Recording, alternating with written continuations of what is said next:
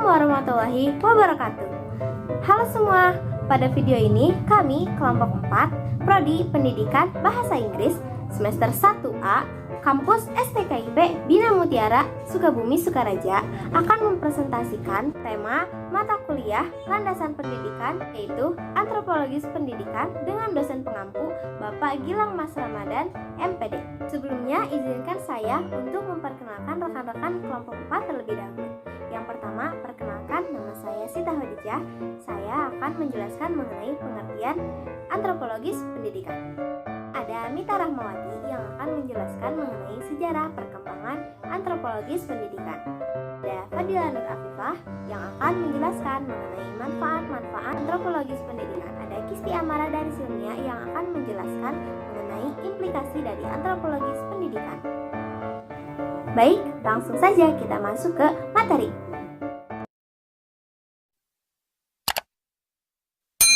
Secara harfiah, dalam bahasa Yunani, antropos berarti manusia dan logos berarti studi.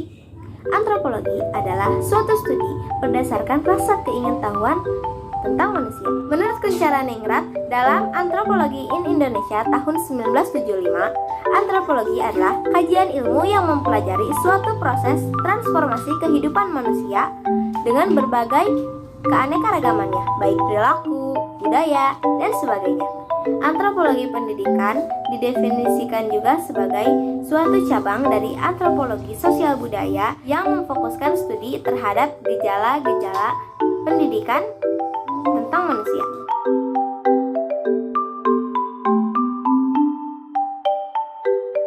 Sejarah perkembangan antropologi pendidikan dibagi menjadi 4 fase.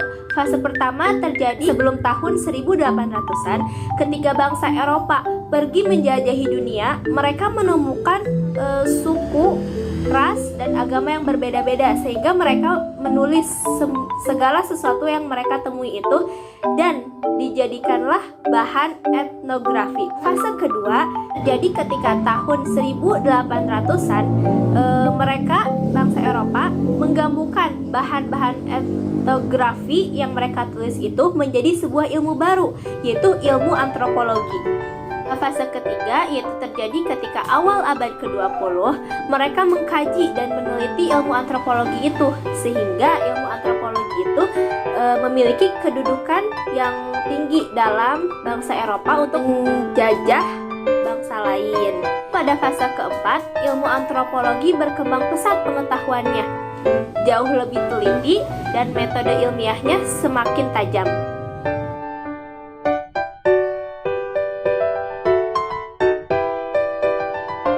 Di sini saya akan menjelaskan tentang manfaat landasan antropologi pendidikan. Di antaranya, 1. Kita dapat mengetahui pola perilaku manusia.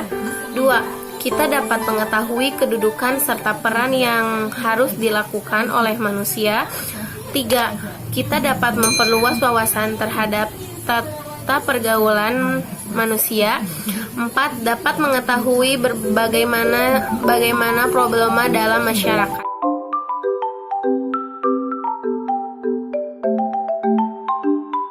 Pengaruh antropologi yaitu perbedaan geografis mencakup perbedaan-perbedaan yang disebabkan oleh faktor geografis, seperti letak daerah, misalnya pantai, daerah pegunungan, daerah tropis, daerah subtropis, daerah subur maupun daerah tandus. Studi antropologi selain untuk kepentingan perkembangan ilmu itu sendiri, di negara-negara yang telah membangun sangat diperlukan bagi perbuatan-perbuatan kebijakan dalam rangka pembangunan dan pembangunan masyarakat.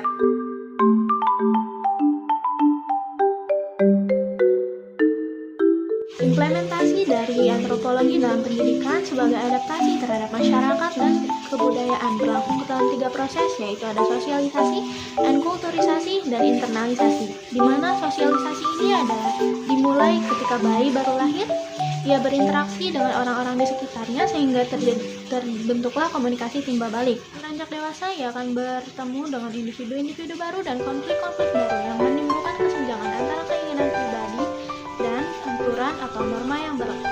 Yang kedua, ada proses enkulturisasi, di mana proses enkulturisasi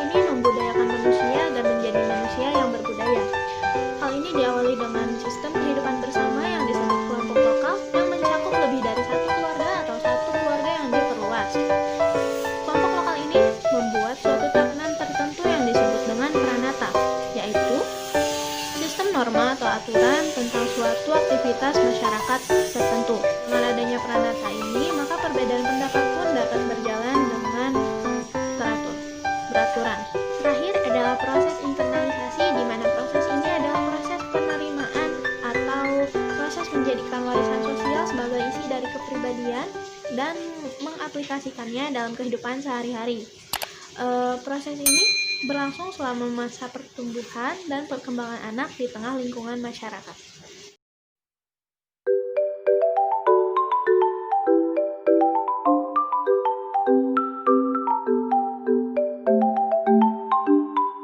Sekian, wabillahi taufik wal hidayah.